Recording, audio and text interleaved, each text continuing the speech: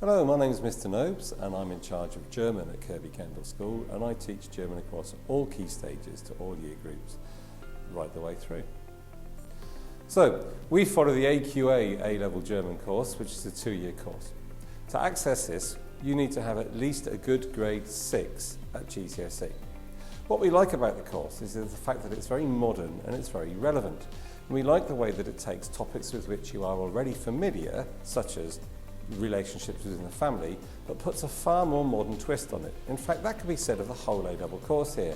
You look at things that are relevant to not just you, but German society in general, and you get to understand and appreciate a German point of view or an aspect on that particular topic. So, as I said, we enjoy the fact that the course is modern and relevant and the way that we take topics with which you're already familiar. For example, in family, we look at the changing role of the family and the way that's altered over the past 20 or 30 years. We look at how the role that technology plays in so many different people's lives. And we look at things that are relevant to young people. We look at fashion, we look at music, and then we get on to the ever-changing face of Germany. This we look at more in Year 13, when we look at immigration, integration, and sadly, the effects that has on society these days too. We look at culture, we look at the events that make Germany great. Here we got, for example, some of the festivals that are celebrated in Germany. We look at artistic movements, we look at their Bauhaus, the architecture, and we look at the cultural contribution that Germany's made to everyday life.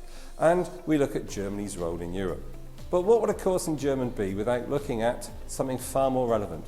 The events leading to the building of and the fall of the Berlin Wall. And that's covered in some of the books and films that we study. For example, a film that we might look at would be Goodbye Lenin or Das Leben der Anderen, and we would match that perhaps with Russendisco or Zornenkinder, both of which are firmly based in most recent German society. And finally, there is an element of personal study in the course, which is tested in the Year 13 oral exam.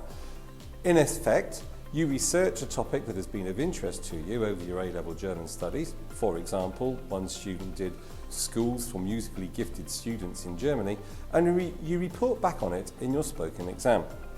There is also the opportunity to undertake some form of work experience abroad.